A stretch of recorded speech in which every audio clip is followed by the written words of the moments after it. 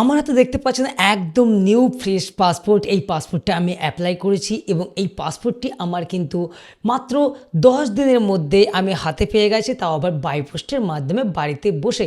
আপনারাও যদি নতুন পাসপোর্ট অনলাইনে অ্যাপ্লাই করতে চান, কিভাবে অনলাইনে অ্যাপ্লাই করবেন এবং পাসপোর্ট অ্যাপ্লিকেশন করার জন্য বা নতুন পাসপোর্ট অ্যাপ্লাই করার জন্য কি কি ডকুমেন্টস লাগে, কি কি ডকুমেন্টস আপনাকে অফিসে শো করাতে হবে, কিভাবে আপনি অনলাইনে আবেদন করবেন, পুলিশ ভেরিফিকেশন হবে কিনা বা পুলিশ ভেরিফিকেশন কিভাবে আপনি কমপ্লিট করবেন, পুলিশ ভেরিফিকেশনে কি কি ডকুমেন্ট চাইবে বা রিজিওনাল পাসপোর্ট অফিসে আপনার কি কি ডকুমেন্ট চাইবে, আজকে আমার এই ভিডিওর মাধ্যমে আমি আপনাদের অনলাইনে আবেদন থেকে শুরু করে এবং কি কি ডকুমেন্টস লাগবে, কত টাকা ড্রাফট কাটবে, আপনি ইসিআর পাসপোর্ট পাবেন কি ইসিআর পাসপোর্ট পাবেন, তৎকালে পাসপোর্ট অ্যাপ্লাই করলে কত টাকা ড্রাফট কাটবে, নর্মাল পাসপোর্ট অ্যাপ্লাই করলে কত টাকা ড্রাফট কাটবে, আজকে আমার এই ভিডিওর মাধ্যমে ফুল ডিটেলস বলে দেব এবং অনলাইনের মাধ্যমে কিভাবে আপনি ঘরে বসে পাসপোর্টের আবেদন করবেন আজকে আমার এই ভিডিওর মাধ্যমে স্টেপ বাই স্টেপ দেখিয়ে দেব।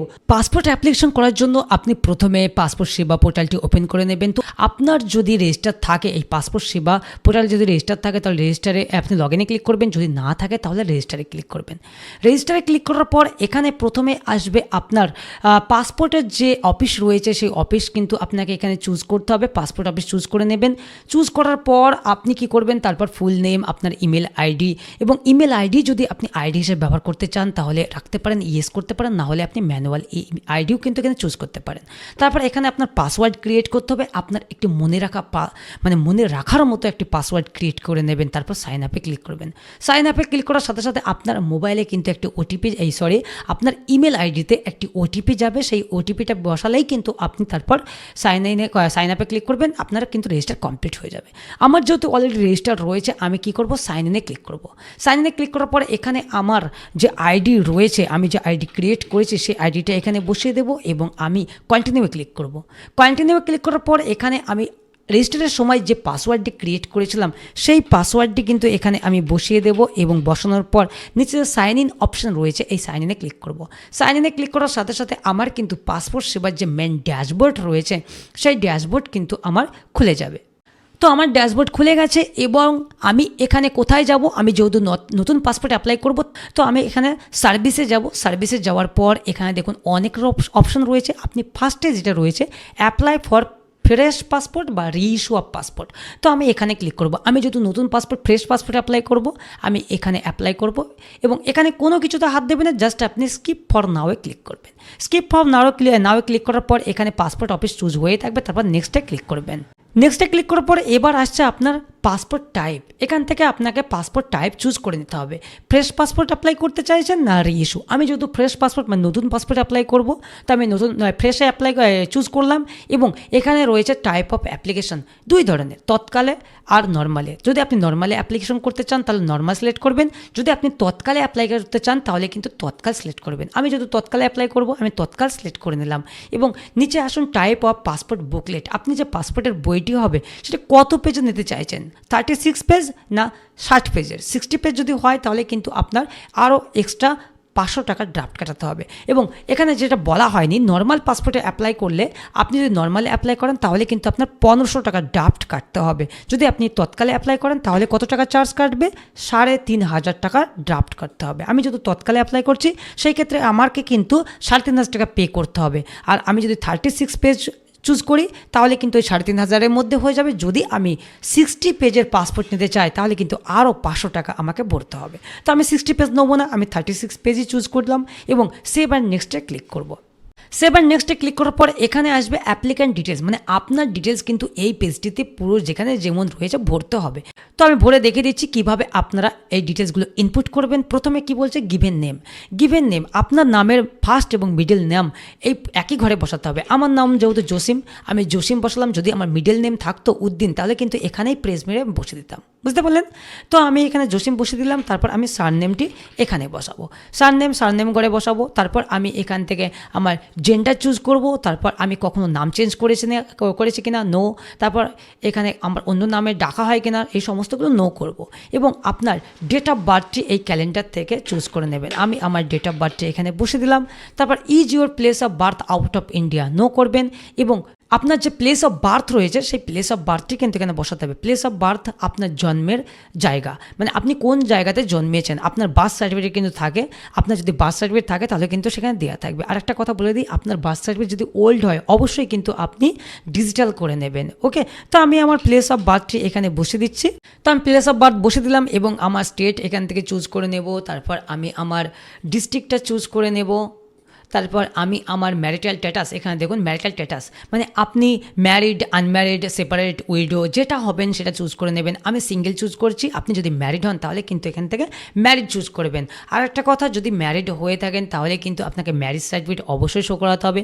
যদি আপনি ম্যারিজ সার্টিফিকেট যদি আপনার না থাকে তাহলে অ্যানেক্সার যে অ্যাপ্লিকেশন ফর্মটি রয়েছে, মানে অ্যাপ্লিকেশন না, যে ফর্মটি রয়েছে অ্যানেক্সার সেটি ডাউনলোড করে আপনি পাসপোর্ট সাইজের জয়েন্ট ফটো আপনার ওয়াইফ এবং আপনার জয়েন্ট ফটো অ্যাটাচ করবেন এবং ডিটেলসগুলো ভরে আপনি সেটি ফিল আপ করে নিয়ে যাবেন। সেটা কিন্তু ম্যারিজ সার্টিফিকেট সমতুল্য হবে। যদি আপনার ম্যারিজ সার্টিফিকেট থাকে তাহলে ম্যারিজ সার্টিফিকেট নিয়ে যাবেন। তো আমি যেহেতু সিঙ্গেল, আমি সিঙ্গেল চুজ করে নিলাম। আমি জাস্ট অ্যাপ্লিকেশনও দেখাচ্ছি, আমি তো ম্যারিড আছি, আমি সিঙ্গেলে দেখাচ্ছি।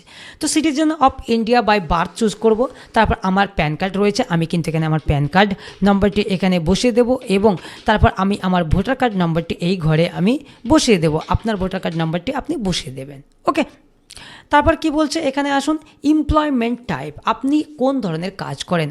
Government service, home maker, not employed, self employed, আপনি স্টুডেন্ট হলে স্টুডেন্ট, যেটা আপনি হবেন সেটা করবেন। যদি আপনি কোনো রকম কাজ না করে থাকেন তাহলে নট এমপ্লয়েড বা সেলফ এমপ্লয়েড দিলেও চলবে।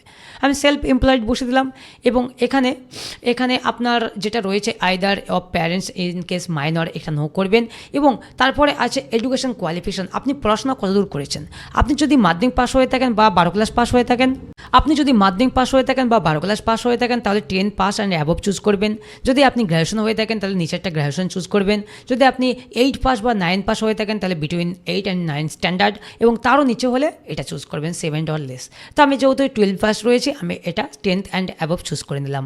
এবং এর সাথে সাথে কিন্তু দেখুন নন সিনিয়রটা ইএসএ অপশানে চুজ হয়ে গেছে।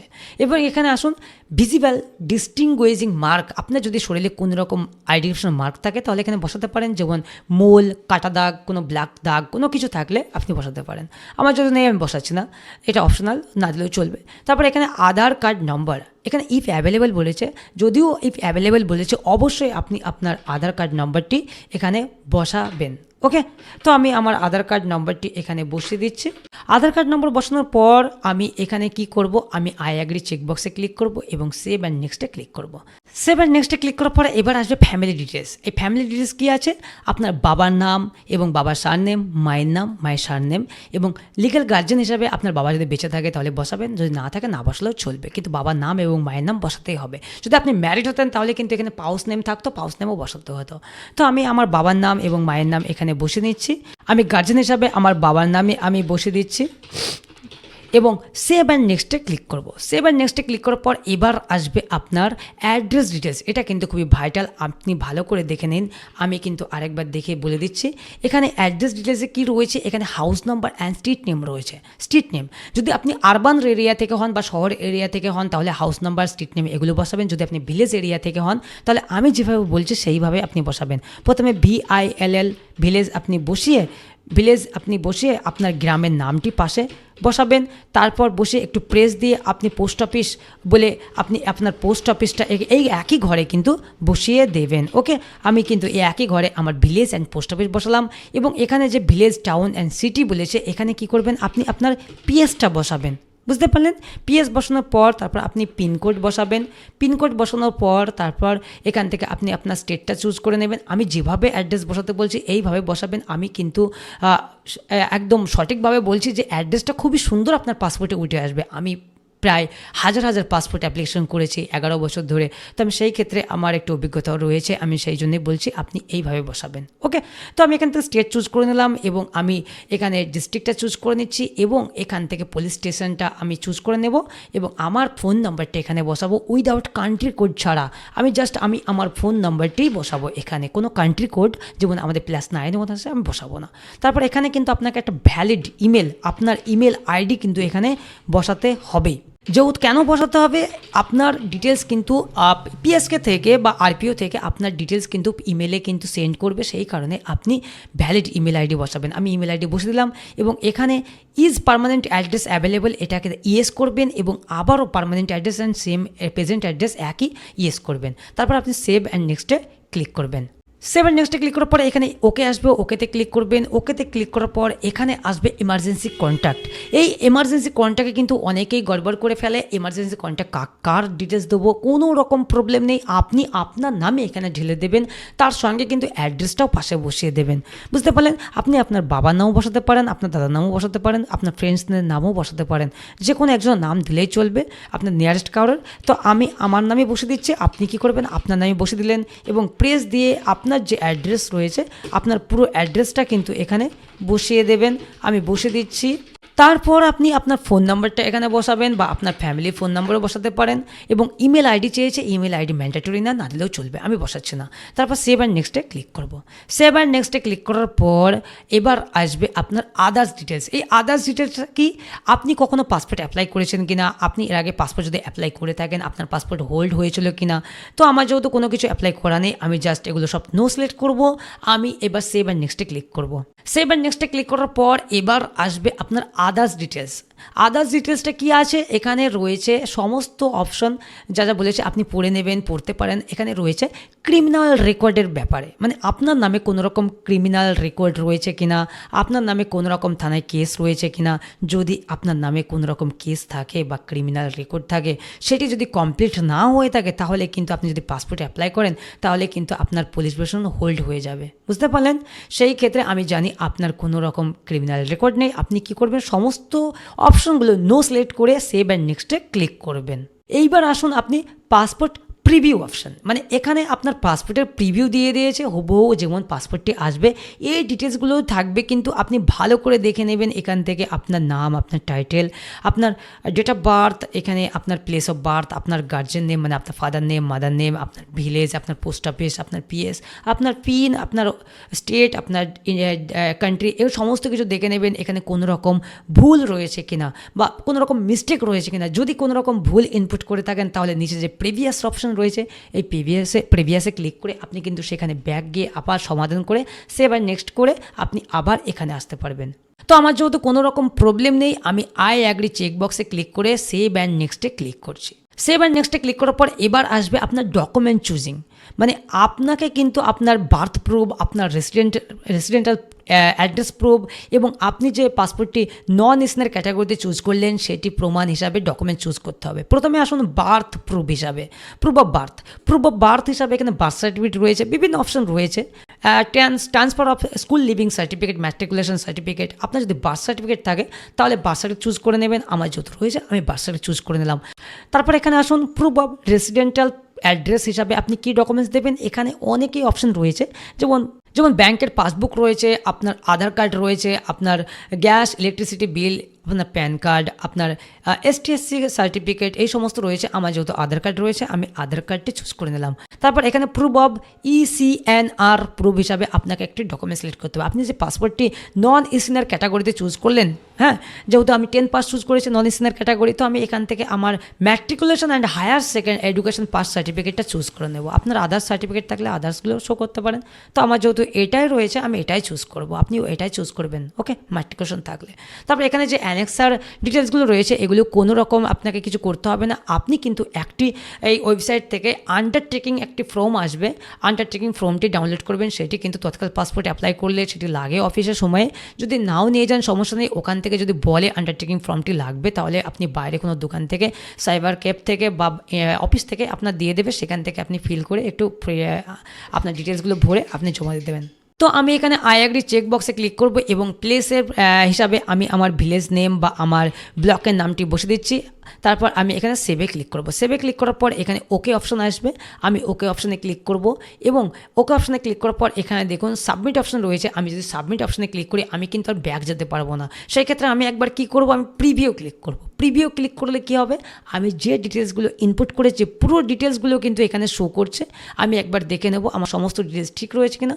যদি ঠিক থাকে আমি নিচে আসবো এবং ক্লোজ করে দেবো। তারপরেই কিন্তু আমি সাবমিটে ক্লিক করব। আমি সাবমিটে ক্লিক করে দিচ্ছি, যেহেতু আমার সমস্ত কিছু ঠিক রয়েছে। সাবমিটে ক্লিক করার পর এবার আসবে পে অ্যান্ড শিডিউল অ্যাপয়েন্টমেন্ট। এই শিডিউল অ্যান্ড অ্যাপয়েন্টমেন্টে ক্লিক করবেন এবং আপনাকে কিন্তু আপনার একটা পিএসকে অফিস চুজ করে নিতে হবে এবং ডেট চুজ করতে হবে। তো আমি আমার নিয়ারেস্ট যেটা হবে, যেটা ভালো পাসপোর্টের ক্ষেত্রে সবথেকে ভালো কাছাকাছি যে অফিসটা হবে আমি সেটাই চুজ করব।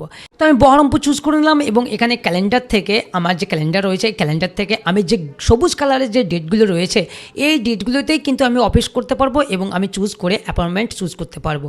তো আমি যেহেতু তৎকালে অ্যাপ্লাই করছি, তৎকালে অ্যাপ্লাই করার কারণ কি, আমি যাতে পাসপোর্টটি খুব তাড়াতাড়ি পেয়ে যাই, মানে আমি এই জন্যই তৎকালে অ্যাপ্লাই করছি যাতে আমি পাসপোর্ট তাড়াতাড়ি পেয়ে যাই। তো আমি লেট কেন করবো, তো আমি সেই ক্ষেত্রে আমি আজ 26 তারিখ, আমি কালকে 27 তারিখে আমি চুজ করে নিচ্ছি এবং আমার যেহেতু সমস্ত ডকুমেন্টস রেডি রয়েছে। যদি আপনার রেডি না থাকে তাহলে সেই ক্ষেত্রে আপনি একদিন দুদিন বা আপনার ইচ্ছা মতো আপনি ডেট নিতে পারেন। তো আমি যেহেতু আমার খুবই এমার্জেন্সি রয়েছে আমি সেই ক্ষেত্রে 27 তারিখ মানে আগামীকালই আমি চুজ করে নিলাম এবং মেক পেমেন্টে ক্লিক করব এবং ইয়েস বা ওকেতে ক্লিক করব। তারপর এখানে নিচে আসুন পে নাও অপশন রয়েছে, এই পে নাওয়ে কিন্তু ক্লিক করবেন।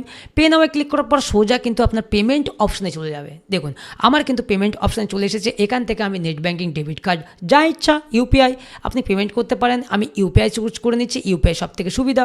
ইউপিআই চুজ করার পর এখানে কিন্তু আপনার পেমেন্ট ডিটেলস চলে এসেছে এবং এখানে দেখুন আমার নাম, আমার ফিজ, দেখুন এখানে দেখুন 3,500 টাকার ফিজ কিন্তু আপনাকে শো করছে, মানে আপনি যে তৎকাল পাসপোর্ট অ্যাপ্লাই করছেন আপনাকে 3,500 টাকা পেমেন্ট করতে হবে, বুঝতে পারলেন। তারপর আপনি কি করবেন, এখানে কনফার্মে ক্লিক করবেন। কনফার্মে ক্লিক করার সাথে সাথে এখানে আপনার কিউআর কোড দিয়ে দেবে এবং কিউআর কোড চলে এসেছে। আমি এই কিউআর কোডে আমি ফোনপে, গুগল পে থেকে আমি স্ক্যান করে আমার এই 3,500 টাকা তৎকাল চার্জের জন্য 3,500 টাকা পে করে দিচ্ছি।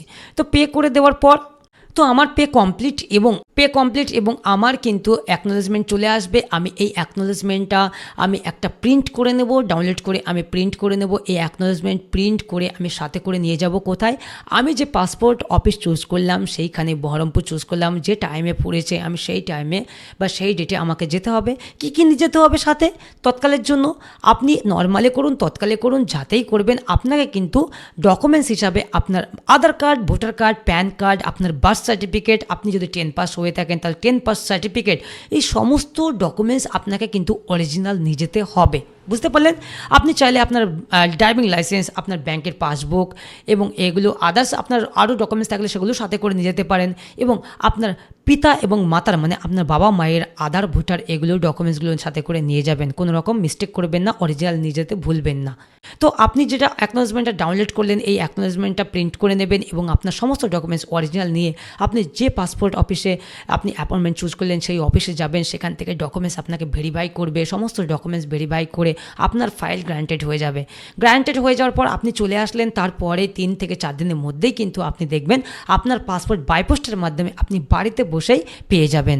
তারপরেও কিন্তু আপনাকে পুলিশ ভেরিফিকেশন করতে হবে। আপনি পাসপোর্ট পেয়ে যাবেন, তারপরেও কিন্তু আপনি পুলিশ ভেরিফিকেশন করবেন। আপনার থানা থেকে ডাক আসবে, ডাক আসার পর আপনাকে ডাকবে বা আপনার বাড়িতে আসলে আপনি বাড়ি থেকেও করতে পারেন পুলিশ ভেরিফিকেশন। যদি আপনাকে কল করে ডাকে তাহলে সমস্ত ডকুমেন্টস রেডি করে আপনি পুলিশ ভেরিফিকেশন কমপ্লিট করে নেবেন। পুলিশ ভেরিফিকেশনে আপনার ডকুমেন্টস লাগবে, আপনার ফ্যামিলির ডকুমেন্টস লাগবে এবং আপনার পুরানো দলিল দেখাতে হবে, ফ্যামিলির যে রেসিডেন্ট প্রমাণ রয়েছে, আপনি এই দেশে কতদিন ধরে বাস করছেন, এই সমস্ত কিছু তথ্য ভেরিফাই করে আপনাকে পুলিশ গ্র্যান্টেড করে দেবে ফাইল। তারপর সেই ফাইল আপনাকে আরপিওতে পাঠিয়ে দেবে, তারপরে কিন্তু আপনার পরিবেশন কমপ্লিট হয়ে যাবে।